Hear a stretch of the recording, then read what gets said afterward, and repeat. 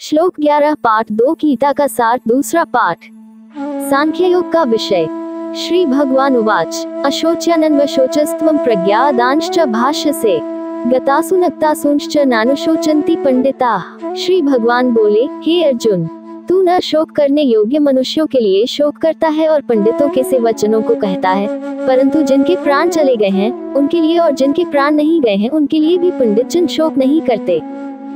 11 व्याख्या। इस श्लोक में भगवान श्री कृष्ण अर्जुन को समझा रहे हैं कि वे जिन बातों पर शोक कर रहे हैं, जैसे कि युद्ध में मरे हुए योद्धा, उन पर शोक करना अनुचित है। मृत्यु जीवन का एक अनिवार्य हिस्सा है और यह शाश्वत सत्य है कि जीवित और मृत्यु प्रांत सभी आत्माएं अजर और अमर होती हैं।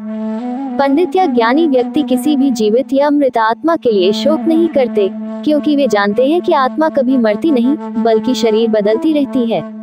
इस प्रकार अर्जुन का दुख और शोक करना उनके विवेक के विपरीत है और यह उनकी सच्ची ज्ञान की कमी को दर्शाता है। श्लोक 12 पाठ 2 गीता का सार दूसरा पाठ। न त्विवाहं जातु नासं न त्वं नेमे जनाधिपाः न चैव न भविष्यामः सवे वयं तः परम। न तो ऐसा ही है कि मैं किसी काल में नहीं था, तू नहीं था, अथवा ये राजा लोग नहीं थे, और न ऐसा ही है कि इससे आगे हम सब नहीं रहेंगे। 12 व्याख्या। इस श्लोक में भगवान श्री कृष्ण आत्मा की शाश्वतता और अजर अमरता की बात कर रहे हैं।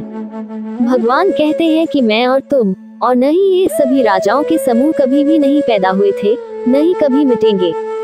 हमारे जन्म और मृत्यु का ये संसार केवल शरीर का है, आत्मा का नहीं।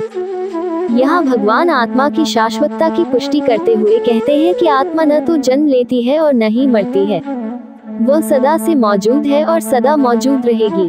जैसे किसी वस्त्र के बदलने की प्रक्रिया होती है, वैसे ही शरीर के बदलने से आत्मा पर कोई असर नहीं पड़ता।